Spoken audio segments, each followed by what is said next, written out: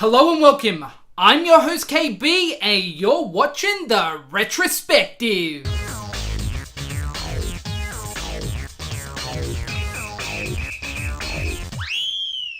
Before his days of being a host on Deal or No Deal or a judge on America's Got Talent, Howie Mandel was a successful stand-up comedian. Ladies and gentlemen, Howie Mandel!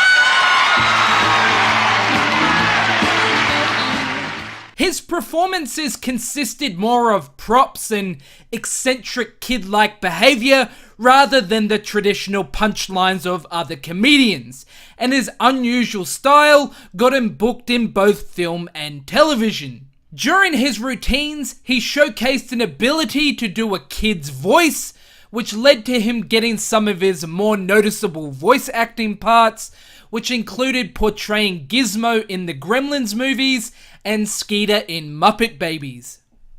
The moment my people have been waiting for 300 years. Hello, where's Sue? Your family's been waiting 300 years for a weirdo, a comedian, and a duck? Penguin! This also led to the creation of his now iconic character Bobby.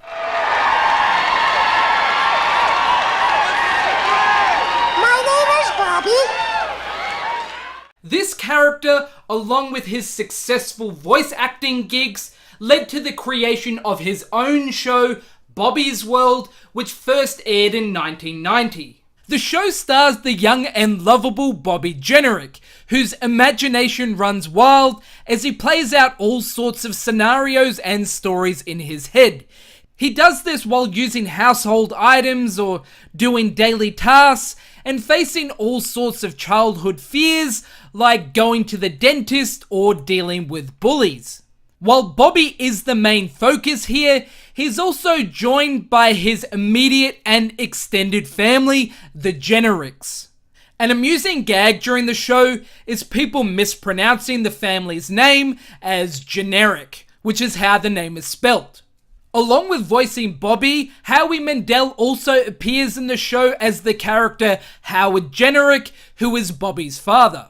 He also appears in live action form during bumpers both before and after the show's main animated segments. Here he speaks directly to the audience and usually the animated Bobby character and sets up the show's premise. Hi everyone, welcome to Bobby's World. I'm Howie and this here is still Bobby. Hey Bobby, you look pretty excited about today's show.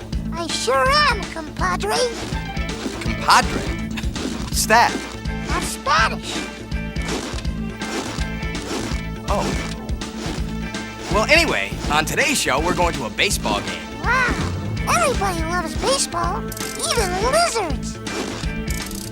Wait a second, how do you know that lizards like baseball? Well, they're always catching flies. The show is very well written and filled with genuine humour. I feel this is due in part to Mandel's strong creative influence during the show's creation. While ultimately a show for kids, the show did also appeal to an older audience as it managed to sprinkle in some very tame adult humour. It also parodied other pop culture properties, covering everything from Wonder Years to Star Trek and A Nightmare on Elm Street. Are you two finished? Cause this is the point in the story where I'm supposed to eat somebody.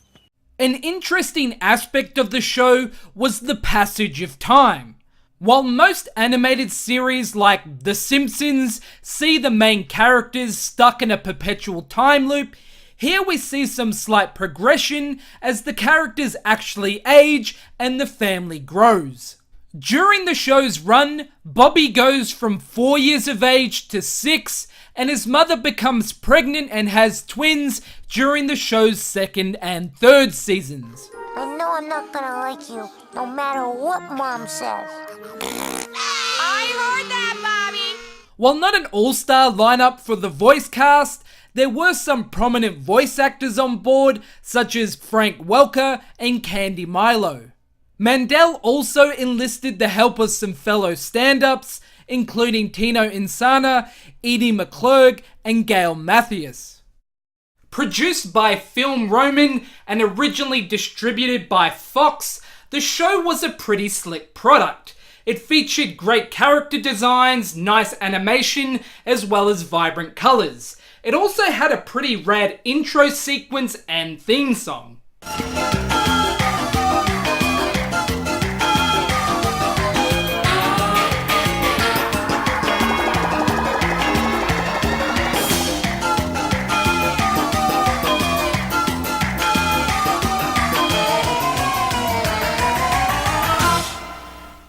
The show was pretty popular during the 90s, so surprisingly there wasn't much in the way of merchandise released for the property.